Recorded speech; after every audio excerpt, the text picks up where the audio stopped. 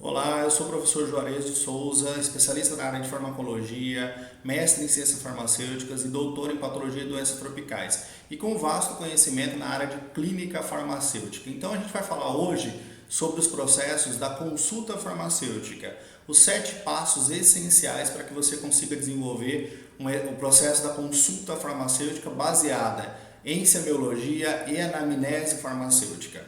E a gente vai falar um pouquinho também do processo de definição dessa consulta. Primeiro vamos entender o que é a consulta farmacêutica.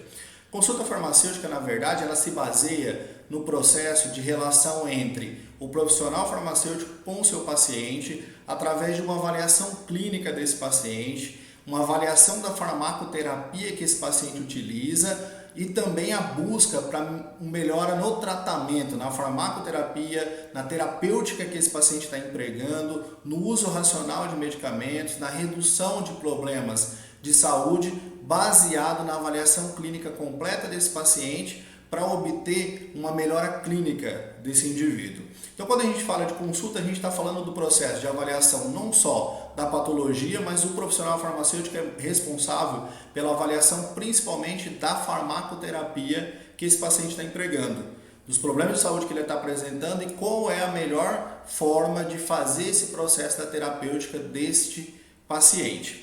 Só que a gente tem algumas falhas, e a primeira falha que eu quero mostrar para vocês é em relação à consulta de balcão. Muitas vezes o paciente chega até o balcão da farmácia, ele apresenta um problema de saúde, uma queixa principal, alguma alteração que ele está apresentando, e muitas vezes esse profissional farmacêutico faz uma consulta que é ali no balcão da farmácia. Não tem, muitas vezes, o processo de avaliação clínica adequado, é um ambiente que existe outras pessoas ali próximas, isso restringe a própria relação com o paciente, a descrição do problema de saúde que ele está apresentando, cria-se muitas vezes um certo constrangimento e uma dificuldade do paciente descrever realmente a complicação que ele está apresentando. É um processo muito rápido, muito dinâmico, que faz com que o paciente não seja avaliada clinicamente de forma adequada, e isso desvaloriza o atendimento desse profissional. Então, quando a gente fala de consulta, a gente está falando que ele precisa ser inserido, esse paciente precisa estar num ambiente confortável, adequado, dentro de um consultório farmacêutico, para que ele possa ser avaliado de forma adequada. Se esse paciente é atendido no balcão da farmácia, muitas vezes ele é desvalorizado o processo da consulta e, consequentemente, claro que você não vai conseguir desenvolver as etapas de forma adequada e correta, como a gente vai mostrar aqui para você. Então, o primeiro erro é esse: consulta de balcão, ela tem que deixar de existir. Claro que vai ter aquele paciente que vai buscar uma medicação de forma muito rápida, você vai ter um atendimento ali, mas se eu for fazer o processo de consulta de verdade, eu preciso estar dentro do consultório farmacêutico. E um outro problema também está no entregador de caixinha. Aquele profissional que muitas vezes não faz nenhuma avaliação clínica, não faz nenhum questionamento, não avalia esse paciente. O paciente chega muitas vezes para ser atendido, ele não é nem encaminhado para um consultório, ele é atendido ali no balcão realmente, e ele só simplesmente pega a medicação, entrega para o paciente e manda ele pagar no caixa. Sem orientação, sem explicação, sem avaliação clínica, sem critérios. Essa é uma outra falha muito importante do profissional. Muitas vezes, na pressa ou no processo de atendimento, não há um mínimo de avaliação clínica, não há um mínimo de orientação para esse paciente. Simplesmente entrega a caixinha e fala para esse paciente pagar lá no caixa. Então a gente tem que tomar muito cuidado com essas duas falhas, que elas não podem existir e elas não fazem parte de uma consulta farmacêutica de verdade. O processo de avaliação clínica correto e adequado desse paciente. Vamos lá, o primeiro passo da consulta farmacêutica. Quando a gente fala de avaliação clínica e de consulta farmacêutica, a gente tem primeiro que entender que a avaliação ela precisa ser feita através de 2 etapas. Os principais processos estão relacionados a problemas de saúde autolimitados e a pacientes com doenças crônicas. Então eu vou colocar para vocês 2 modelos aqui de consulta que vocês vão se deparar no dia a dia no atendimento do seu paciente. O primeiro, a gente se baseia no paciente que tem uma queixa principal, que seja um problema de saúde autolimitado, aonde muitas vezes eu vou conseguir conduzir para solucionar o problema de saúde desse paciente, para avaliar clinicamente esse paciente e para empregar medidas farmacológicas e medidas não farmacológicas e resolver o problema de saúde dele. Ou eu posso fazer o processo de encaminhamento. Caso não seja um problema de saúde autolimitado, eu vou encaminhar esse paciente para o atendimento específico com outro profissional. Do que eu estou falando aqui? Eu estou falando de situações clínicas do dia a dia que são muito comuns. A gente está falando, por exemplo, de situações como febre, cefaleia, situações como diarreia, tosse, gripe e outras situações que são clinicamente simples, autolimitadas e que podem ser solucionadas de forma muito tranquila pelo profissional farmacêutico através da sua avaliação clínica. Então, esse é um modelo de consulta, onde você vai atender pacientes com problemas de saúde autolimitado. A outra situação é quando você faz o atendimento de pacientes com problemas de saúde crônico, que utilizam uma série de medicamentos, que utiliza vários fármacos diferentes, e esse paciente normalmente tem uma doença crônica degenerativa, que envolve aí várias possibilidades de patologia, entre elas os mais comuns, né? Você tem processo de hipertensão, de diabetes, alterações inflamatórias, doenças autoimunes, doenças respiratórias crônicas, quadro clínico de asma, por exemplo. Então são várias situações clínicas onde eu tenho um paciente com problema de saúde crônico. Nesse atendimento você vai ter que fazer o processo de revisão dos sistemas e vou fazer também um processo de avaliação da farmacoterapia desse paciente. E claro, nas duas situações nós vamos fazer um acompanhamento terapêutico. Tanto no problema de saúde autolimitado, até resolver o problema eu preciso estar acompanhando esse paciente, e no problema de saúde crônica eu vou fazer um acompanhamento contínuo desse paciente para conseguir entender se o trabalho dessa consulta e a avaliação clínica desse paciente funcionou ou não. Então eu estou colocando para vocês duas situações clínicas muito comuns que a gente precisa entender e saber diferenciar. Quando eu estou fazendo o processo de consulta farmacêutica de problema de saúde autolimitado ou se eu estou fazendo uma avaliação clínica de uma consulta farmacêutica para problema de saúde crônico, com doenças degenerativas, com complicações de pacientes que utilizam uma série de fármacos. Modelo de consulta farmacêutica, como eu falei para vocês, a consulta para paciente com problema de saúde autolimitado, ela envolve situações clínicas bastante corriqueiras do dia a dia, que normalmente são limitadas e a gente consegue solucionar o problema ali no atendimento durante o processo de consulta, tá? Dor, febre, diarreia, cefaleia, rinite alérgica, tosse, micoses superficiais, gripe, resfriado e outras situações clínicas do dia a dia que aparecem lá na farmácia para que você possa fazer um atendimento e uma avaliação clínica do seu paciente. A outra situação são situações onde eu tenho paciente com doenças crônicas degenerativas, situações onde eu tenho quadro clínico de hipertensão, diabetes, eu tenho situações de distúrbios metabólicos, câncer, distúrbios respiratórios crônicos, dor crônica, são doenças crônicas onde eu preciso fazer uma avaliação clínica desse paciente, fazer uma revisão dos sistemas e da farmacoterapia e entender qual é o problema de saúde que esse paciente está apresentando, quais são as queixas que ele está apresentando e qual é a relação dessas queixas com a terapêutica que ele está utilizando. Talvez uma falha no tratamento, talvez um efeito adverso, talvez uma interação medicamentosa. A gente precisa avaliar nesse processo. Então, para entender, o primeiro passo é o entendimento de qual o trabalho que eu estou desenvolvendo. É uma consulta de um paciente com problema de saúde autolimitado, ou é uma consulta de um paciente com problema crônico degenerativo que tem várias associações de uso de fármacos e a gente precisa fazer uma revisão completa deste processo. Baseado na consulta farmacêutica e baseado no processo de semiologia e anamnese desse paciente. O segundo passo ele é o seguinte, vamos falar um pouquinho desse processo. A arte da semiologia, a arte de extrair as informações desse paciente. Então, eu comecei a conversar com o paciente, eu estou entendendo o caminho clínico que isso está tomando, é um problema autolimitado, é um problema de saúde crônica, é um paciente que tem várias patologias ou não, mas eu preciso extrair as informações. A semiologia, na verdade, é extrair as informações para que a gente consiga, com segurança, entender o quadro clínico desse paciente. Principalmente, no nosso caso, do farmacêutico, baseado na farmacoterapia que esse paciente está empregando. Nesse caso, no segundo passo, eu estou fazendo o processo de avaliação clínica e eu estou identificando esse paciente. A gente tem algumas etapas. A primeira dela é a identificação desse paciente. Depois eu vou entender um pouco mais sobre o histórico familiar e social, os problemas de saúde que esse paciente já apresenta, a história médica desse paciente, inclusive a farmacoterapia. Mas na identificação eu já consigo ver alguma coisa e entender um pouco mais sobre a situação clínica desse paciente. Então, vou colocar aqui para vocês uma correlação clínica simples, tá? Uma avaliação clínica simples, onde eu tenho já uma descrição de quem é esse paciente que eu estou atendendo.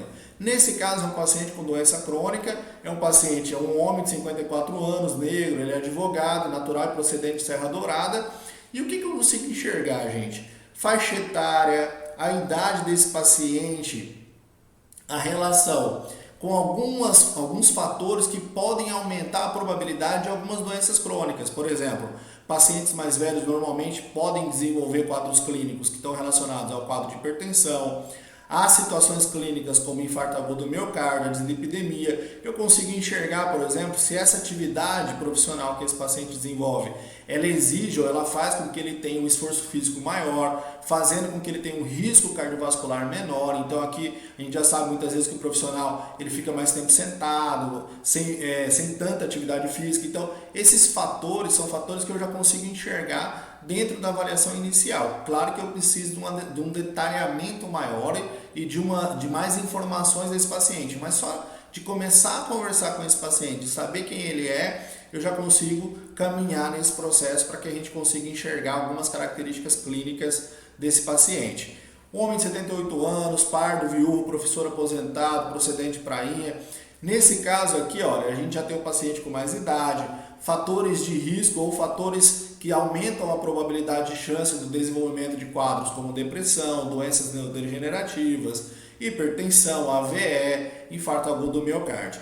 Só de conseguir fazer a identificação, a gente já faz uma avaliação clínica, já está começando a fazer uma avaliação clínica desse paciente. Eu preciso ficar mais atento para que eu consiga enxergar quais são realmente as patologias de base desse indivíduo. Então, é um indivíduo, por exemplo, nesse caso, o paciente de 78 anos, ele é pardo, é viúvo, claro, tem uma probabilidade um pouco maior de quadros clínicos como depressão, algumas situações como alterações de hipertensão, diabetes ou outros fatores que podem aumentar a probabilidade de complicações crônicas. Então eu consigo já pensar e já consigo raciocinar, começando pela identificação, começando a avaliar o perfil desse paciente. É só o primeiro passo, não dá para a gente também já dizer que esse paciente está desenvolvendo tal problema, mas eu já consigo ver as doenças mais prevalentes para essa faixa etária, para esse perfil desse paciente. É isso que eu quero mostrar para vocês. As patologias talvez que sejam mais comuns para esse perfil, para essa complicação, para essa característica desse paciente. Na identificação a gente já consegue começar a pensar no raciocínio clínico aqui. O terceiro passo, depois que eu fiz a identificação desse paciente, eu já tenho um raciocínio clínico em cima que nos ajuda nesse processo, eu vou para a queixa principal. Esse é o ponto-chave. Eu identifiquei o paciente, eu sei quem ele é, eu sei qual a idade desse paciente, eu sei se ele é casado, se ele é solteiro, eu sei se esse paciente tem talvez um fator de risco maior para desenvolver alguma outra patologia, se ele tem um perfil clínico ou de faixa etária que está sendo enquadrado para uma chance maior de desenvolvimento de algumas doenças crônicas, mas normalmente o paciente veio procurar você porque ele tem uma queixa principal. Essa queixa principal é o principal processo que precisa ser avaliado nesse paciente. Ele vai te dar uma descrição de sinais e sintomas que mostram qual é a alteração que ele está apresentando. E se essa alteração tem uma correlação talvez com algum fármaco que ele já esteja utilizando. Então o motivo da consulta é a queixa principal. Esse paciente veio até você porque ele tem dor, porque ele está espirrando muito, porque ele tem diarreia, porque ele tem febre, ou porque ele tem alguma outra alteração e ela vai ser descrita para que você consiga entender qual é o problema de saúde realmente desse paciente. Se for um problema de saúde autolimitado, a gente se baseia em 8 perguntas essenciais em cima dessa queixa principal. Então o paciente chegou com um problema de dor, por exemplo, de uma dor lombar, de uma dor nas costas, e eu preciso entender qual é o problema que ele está apresentando e se realmente é um problema de saúde autolimitado. Eu sempre vou fazer essas 8 perguntas, né? A primeira é o que o senhor tem, né? Como é que está essa queixa principal, ele vai relatar para mim qual é o problema que ele está apresentando. E eu preciso saber quando iniciou o tempo, início, duração, frequência dos sintomas. Há quanto tempo o senhor está apresentando essa dor? Essa dor é uma dor nas costas, mas quanto tempo o senhor está apresentando essa dor? Qual é a localização dessa dor? Ele relatou que ele está apresentando uma dor que é nas costas, que é aqui na região lombar e tal, ele vai fazer essa descrição para você, então eu já consigo enxergar o tempo e a localização. Para que eu preciso saber do tempo e localização? O tempo é essencial para a gente saber se é um problema crônico, se é um problema agudo, como que é o fator que talvez possa ter desencadeado esse problema, e depois a gente precisa perguntar também as características, né? Ele vai descrever de forma muito clara como é essa dor pra gente. A gente precisa entender se é uma dor aguda, empontada, se é uma dor mais em queimação, se é uma dor de longa data, muitas vezes crônica, que dói mais quando ele se movimenta, quando ele está sentado, quando ele está deitado. A gravidade, o quanto isso incomoda esse paciente? Será que isso que está causando a dor é uma dor que está fazendo com que ele não consiga desenvolver as atividades do dia a dia? Será que isso está prejudicando as atividades do dia a dia desse paciente? E o ambiente, o que realmente esse ambiente pode ajudar esse paciente a melhorar clinicamente ou não? Quais são os fatores que levaram ele a desencadear essa dor? E o que ele estava fazendo, né? O que ele estava dentro do ambiente onde ele está lá? Ele estava sentado quando começou a dor, ele estava deitado. Essa dor ela está relacionada a esse ambiente, talvez como um estímulo, né? Talvez uma atividade que ele estava desenvolvendo em casa. Isso começou a desencadear o sintoma da dor desse paciente. E fatores que aliviam, fatores que agravam. Quais são os fatores que normalmente fazem com que ele tenha uma piora, né? Ou fatores que podem fazer com que ele melhore. Por exemplo, quando ele fica numa certa posição, isso ajuda a diminuir a dor. Quando esse paciente apresenta, ele fica muito tempo deitado, piora a dor. Quando ele faz alguma atividade, algum esforço, a dor melhora, a dor piora. Tem uma relação com fatores musculares ou não, a gente consegue entender através dessas características. E existe algum outro sintoma associado? Esse paciente apresentou, por exemplo, disúria, alteração na urina, alterações de coloração, por exemplo, da urina, ardência. A gente já consegue entender, uma dor lombar pode estar relacionada, por exemplo, a um quadro clínico de infecção de trato urinário, pieronefrite, que é uma outra situação clínica que precisa do encaminhamento para o médico para ele fazer uma avaliação melhor e, claro, talvez fazer uma prescrição aí de algum fármaco específico, talvez um antimicrobiano para tratar essa patologia. Então, só de entender se tem sintomas associados, eu consigo também enxergar se é um problema de saúde autolimitado, talvez, ou se eu preciso fazer um encaminhamento para que ele seja atendido por outro profissional. Então, essas perguntas são essenciais. São 8 questões aqui que envolvem, primeiro, a queixa principal, o que o senhor tem, né? Tempo, localização, característica, gravidade, ambiente, fatores que aliviam, fatores que agravam, sintomas associados, ok? O quarto passo desse processo de consulta, tá? Depois que eu consigo fazer uma avaliação clínica desse paciente, eu preciso fazer as perguntas, né? Essas perguntas que a gente está fazendo para ele. Mas como essa pergunta tem que ser feita? De forma tranquila, suave, com tom de voz moderado, com um tom de voz tranquilo, suave, mas que seja fácil do paciente ouvir, e registrar por escrito as informações. Porém, a gente tem que tomar cuidado de estar sempre em contato com esse paciente. A gente começa a escrever, mas eu preciso criar uma relação de contato visual com o meu paciente. Não é simplesmente anotar com a cabeça baixa, fazer de conta que ele está falando lá as informações, você está só escrevendo e não cria essa relação visual. Esse contato visual cria empatia e facilita o processo da consulta farmacêutica. Então, a gente precisa estar tendo essa relação de proximidade com esse paciente, escrevendo as informações que são mais importantes, porque a gente precisa anotar isso, mas precisa desse contato visual. Claro que não pode ser um olhar fixo. Se eu ficar olhando fixamente para esse paciente, isso vai causar constrangimento, vai fazer com que esse paciente tenha a sensação de que ele está sendo interrogado e a gente não está fazendo trabalho de polícia. A gente está aqui fazendo o trabalho de tirar informações sobre o problema de saúde que esse paciente está apresentando. Então, o olho no olho é importante, mas não pode ser um olhar fixo.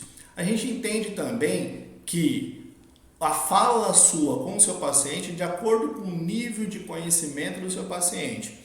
A gente não pode empregar muitos termos técnicos, muitas vezes, que vão fazer com que o paciente não entenda o que está acontecendo e que não consiga compreender como é o processo dessa consulta. A avaliação clínica não vai ser adequada. Então, a gente deve evitar esses processos onde você vai empregar muitos termos técnicos, fazer com que a relação com esse paciente seja mais difícil. Ele não vai conseguir compreender o que você está colocando, tá? Sempre substituir o termo técnico por um termo mais simples, que seja de mais fácil compreensão para esse paciente. Coloquei um exemplo para vocês aqui, né? Eu uso a expressão antitérmico por um medicamento que reduz a febre. Isso ajuda muito na compreensão. Talvez o paciente não tenha esse entendimento. Ah, mas antitérmico é simples.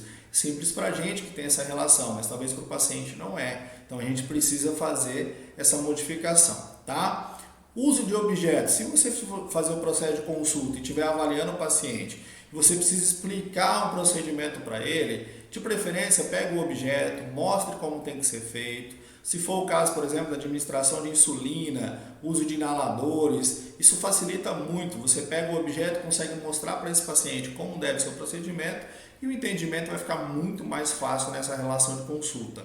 Uso de símbolos, a demonstração visual, imagens, vídeos ilustrativos, hoje é muito fácil, a gente tem muita informação na internet, informação boa, que dá para você utilizar, imagens, alterações que possam ser demonstradas para esse paciente, para que ele tenha entendimento da alteração que ele tem, né, do problema que você quer explicar para ele, tá? As principais falhas estão no uso térmico, no uso técnico, né, dos termos dor hemicraniana, parestesia, anotar sem olhar para o paciente, só anotar e simplesmente não ter essa relação de proximidade, de olhar para esse paciente para que a gente tenha entendimento do que está acontecendo com ele.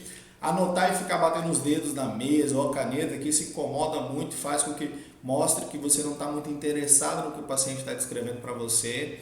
Olhar no celular, ficar sempre mexendo no celular incomoda muito também, faz com que você não está tendo uma relação de proximidade com o seu paciente, tá? E não prestar atenção no seu paciente, que é uma falha extremamente ruim, tá? A escuta tem que ser ativa, você precisa estar prestando atenção no seu paciente, tá? Evitar ao máximo, né, essas 7 ações que não devem ser feitas, né? Evitar as distrações, né, no dia a dia ali no processo de contato com esse paciente. A insegurança é muito ruim, eu sei que ninguém sabe tudo, mas muitas vezes a pessoa fica muito insegura na hora de fazer a relação, tem medo, e esse é um dos principais problemas que muitas vezes o profissional não se habilita a fazer consultas porque ele tem receio e tem medo muitas vezes de chegar numa situação que ele não saiba resolver. Claro que o paciente ele tem esse entendimento, mas a gente precisa deixar claro e mostrar para esse paciente que nós temos a compreensão do problema de saúde dele, que nós temos o entendimento da situação clínica, e se tiver alguma dúvida, você vai trazer essa informação depois para o paciente, você vai pesquisar, vai buscar essa informação e vai descrever para ele depois, tá? Mas não dá para ficar muito inseguro na frente do paciente, porque isso destrói a relação de confiança. O paciente não vai confiar em você, porque está demonstrando uma insegurança muito grande, tá? O farmacêutico não acredita no que ele está falando, muitas vezes até o profissional mesmo, na hora de fazer o processo de consulta, ele não confia no que ele está explicando ou ele não tem uma segurança para explicar de forma tranquila e adequada, e isso cria também uma divergência no processo de relação da consulta farmacêutica.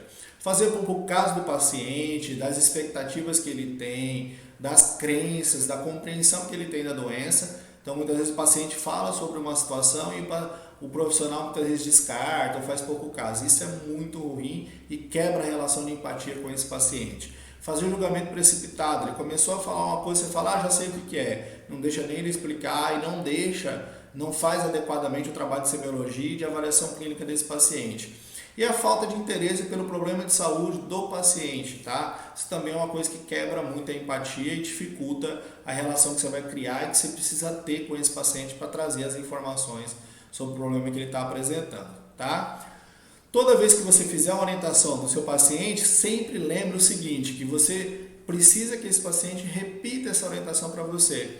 Fiz a orientação sobre o uso, por exemplo, da insulina, sobre o uso de uma medicação, faça com que esse paciente repita essa orientação para você, explique como deve ser feito. Quando ele explica como deve ser feito, ele está recobrando as informações, está aprendendo novamente, consequentemente ele vai conseguir desenvolver depois. Agora, se você simplesmente perguntar, se ele entendeu, a maioria dos pacientes vai falar sim, entendi.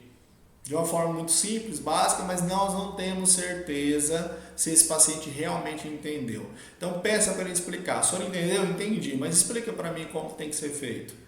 Como deve ser feito o uso desse inalador, como deve ser feita a aplicação da insulina, como deve ser feito o uso dessa medicação. Então a hora que ele vai explicar para você, que você vai perceber se ele entendeu realmente ou não, tá? O quinto passo, caminhando aí para a reta final, qual é o quinto passo? que não perguntar ou qual é a forma de não perguntar, tá? A gente não pode fazer questões muito sugestivas. Questões que são muito sugestivas dificultam o processo de semiologia desse paciente. Questões que interrogam ou pressionam esse paciente, também é muito ruim. Questões múltiplas, que deixam o paciente confuso, onde a gente não consegue uma descrição clara do problema de saúde que ele tem. Questões muito técnicas e questões com julgamentos inclusos, tá? Então, essas situações clínicas, onde você vai avaliar o paciente com problema de saúde autolimitado, ou vai fazer uma revisão dos problemas de saúde que ele apresenta, da queixa principal e da farmacoterapia desse paciente, a gente precisa tomar cuidado com esse processo. O que são questões sugestivas, né? Eu coloquei aqui no prontuário do farmacêutico sobre a situação clínica desse paciente. O senhor sente dor no braço esquerdo, depois sente dor no peito. Essas questões são sugestivas, né? Você está indicando para esse paciente praticamente a resposta. Ele pode até responder, olha, sim e tal. O senhor tem dor no estômago depois que tomou o anti-inflamatório? Também é uma questão bastante sugestiva. Talvez ele até tenha realmente, mas você já está sugerindo uma resposta, né? Essa dor de estômago que o senhor apresentou, o senhor tinha tomado alguma medicação? Não, como é que foi? Então, quando você fala de outra forma, né? Quando você muda a forma, você consegue entender melhor o problema e a situação clínica desse paciente, ok? Questões que interrogam demais. Por que o senhor veio falar? O senhor só veio falar comigo depois que parou de tomar o remédio? Parece que está pressionando esse paciente. Por que o senhor não me procurou antes do problema estar assim? Por que o senhor não veio falar comigo só quando o senhor desistiu da medicação? Quando o senhor parou de tomar? Quando a glicemia subiu? Quando o senhor sentiu mal? Então você está pressionando, está interrogando. Esse paciente vai sentir acuado e normalmente não vai responder de forma adequada. O senhor sente dor no corpo, febre, calafrio, alterações visuais? São várias situações ou múltiplas, né? Situações múltiplas, questões múltiplas, onde esse paciente não vai, ou ele vai descrever que sim, e aí você não sabe se é a febre, se é o calafrio, se é a alteração visual, se é a dor no corpo, ou alguém da sua família já teve diabetes, hipertensão, problema no coração, colesterol alto. Questões múltiplas não devem ser feitas, a gente precisa de questões específicas para que esse paciente descreva o problema de saúde que ele tem. Então não dá para a gente utilizar questões múltiplas.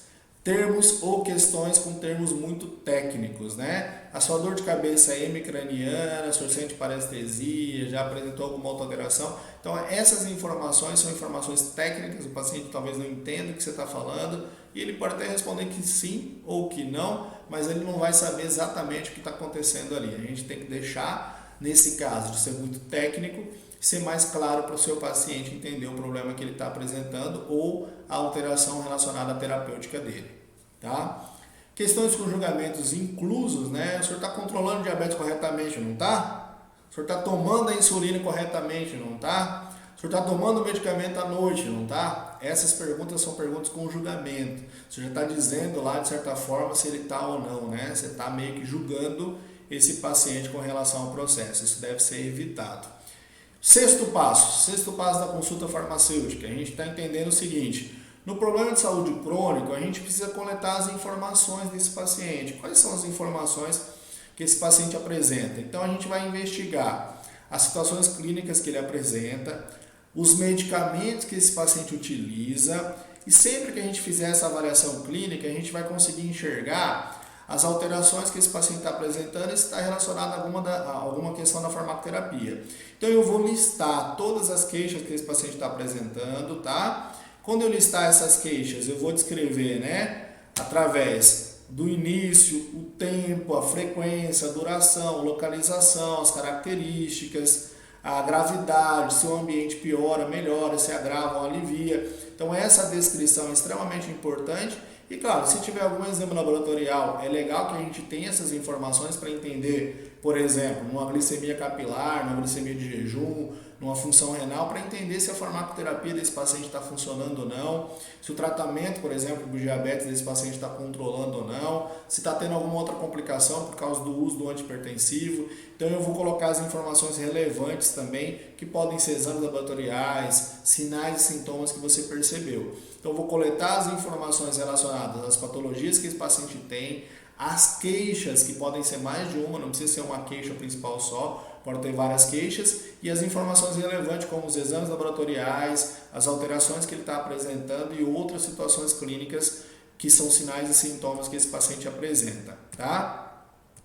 Sempre é importante a gente classificar nesse caso, né? Quando a gente faz a avaliação clínica do paciente, a gente pode colocar na frente da patologia se esse paciente já está curado, se ele está controlado, se ele teve uma melhora numa segunda consulta, ele já melhorou, né? Daquele problema de base que ele estava apresentando, se ele teve uma piora, se a avaliação clínica durante o processo, por exemplo, do paciente com hipertensão, se ele está controlado ou não, se não é controlado, mesmo com o uso da medicação ela não está controlada, e se a avaliação clínica está sobre a diagnóstica ainda de um outro profissional, então ele está em investigação para decidir se é ou não é a patologia, qual é a patologia que ele está apresentando, então eu vou colocar sobre o diagnóstico, né? Sobre a avaliação diagnóstica. Ou se é uma situação desconhecida, a gente não sabe exatamente o porquê que ele está apresentando essa alteração. Então eu classifico essa patologia. E aí eu vou ainda investigar outras informações, um histórico social de vida desse paciente, consumo de álcool, se ele faz atividade física, se ele tem alguma mudança do estilo de vida, qual é o estilo de vida desse paciente. Então eu coloquei uma tabelinha aqui só para ilustrar para vocês qual é o volume de álcool, né, que o paciente está consumindo semanalmente, se isso está realmente acima, né, do ideal, acima do recomendado, qual é o impacto da medicação sobre o estilo de vida desse paciente, talvez a medicação esteja causando efeitos adversos que podem estar prejudicando esse paciente, prejudicando os hábitos de vida e a qualidade de vida desse indivíduo. Então essa é uma avaliação clínica também muito importante. Então eu consigo coletar as informações das patologias que ele tem, as queixas principais, os sinais e sintomas, vou colocar também, se possível, exames e marcadores que demonstram essas alterações e o uso da medicação, e vou coletar as informações também do histórico social desse paciente. Além de uma história completa, que é o ponto-chave aqui, que é a documentação de todas as informações sobre o uso de medicamento. Princípio ativo, concentração, posologia prescrita, posologia utilizada. Qual a diferença? Talvez foi prescrito para o paciente para ele tomar 2 vezes por dia, mas ele por algum motivo utiliza uma vez só. Ou ele está utilizando até mais, era para ser 2 vezes por dia, ele está utilizando 3 vezes por dia. Então a gente precisa saber o princípio ativo, a concentração, posologia prescrita, posologia utilizada, tempo de uso dessa medicação e de preferência quem foi que prescreveu, qual é a medicação que ele está utilizando de forma tão adequada e a descrição dessa medicação também para a gente entender o que está acontecendo com relação à farmacoterapia desse paciente, ok? Outras perguntas que podem nos ajudar, né? Se ele pratica alguma terapia alternativa, usos de chá, terapêuticas que podem estar auxiliando ou não, né? Para que ele está fazendo isso, qual é a frequência de utilização, se ele tem alergia a algum medicamento, se ele sente algum incômodo quando ele usa o medicamento, sente algum desconforto, né? Se ele apresenta alguma outra alteração, sinal ou sintoma depois do uso, depois que iniciou o uso da medicação, tá? Se ele sente alguma dificuldade na hora de usar, então quando ele tomou, ele sentiu mal depois, ou ele tem dificuldade, por exemplo, de engolir, de administrar, de inalar aquela medicação que foi prescrita, e se ele possui alguma queixa, né, com relação ao uso de medicamento, se ele tem alguma reclamação em relação ao uso da farmacoterapia que ele está apresentando. Claro que isso é uma avaliação clínica mais voltada para o paciente com doença crônica, que é aquela avaliação clínica de situações onde eu tenho pacientes com doenças crônicas degenerativas e eu preciso pegar todas as informações, inclusive as revisões de sistema, os sinais e sintomas que ele está apresentando e principalmente a farmacoterapia desse paciente, ok? A análise da farmacoterapia. Eu coletei todas as informações, coloquei uma tabelinha aqui só para ilustrar. Então, nome do medicamento, princípio ativo, concentração, posologia prescrita, origem da prescrição, posologia utilizada, tempo de uso, tudo aqui está descrito, tudo bonitinho, todas as medicações que ele descreveu para mim que ele utiliza, trouxe lá a sacola das medicações, anotei uma a uma, coloquei lá no prontuário, coloquei as informações. Como é que eu faço a revisão dessa farmacoterapia desse paciente? O método é o seguinte: a partir do momento que eu entendo quais são as patologias que ele tem e quais são as medicações que ele utiliza, o primeiro passo da avaliação da farmacoterapia desse paciente é a análise da posologia. O que é a análise da posologia, gente? É analisar se a posologia daquela medicação está adequada. Será se o horário de uso, a forma de uso que esse paciente está fazendo é a melhor forma, é a forma mais adequada da utilização daquele fármaco? O fármaco é melhor utilizar no período da noite, ele está realmente fazendo uso no período da noite? Será se esse paciente está utilizando os medicamentos depois do almoço? Isso é extremamente legal, importante. Toda medicação que não sofrer interferência no processo de absorção, não sofrer alterações na sua biodisponibilidade com o alimento, preferencialmente, se possível, é para utilizar no período pós-prandial, depois do almoço, depois da alimentação. Por quê? Isso ajuda muito a evitar efeitos colaterais, desconforto gástrico e outras alterações. Então, avalie a posologia e veja um por um do medicamento qual é a melhor posologia que pode ser empregada para esse tratamento. A análise das reações adversas. A gente precisa entender quais são as reações adversas que podem estar trazendo para esse paciente em relação à terapêutica que ele está utilizando. Então, por exemplo, se você tem alguma situação clínica que você percebeu que ele tem uma queixa principal e essa queixa está relacionada a uma reação adversa do medicamento, eu preciso correlacionar essas duas coisas. Tem uma reação adversa X, tem uma queixa principal, correlaciona essas duas coisas e essas duas informações são extremamente importantes para a gente. Então a gente tem uma reação adversa que precisa ser avaliada em todas as situações, quais são as principais reações adversas daquelas medicações que ele está utilizando. Será se alguma dessas reações adversas fazem parte das queixas desse paciente, das queixas principais desse paciente? Talvez sim, talvez seja um dos medicamentos que esteja causando aquela alteração que ele falou para você lá, tá?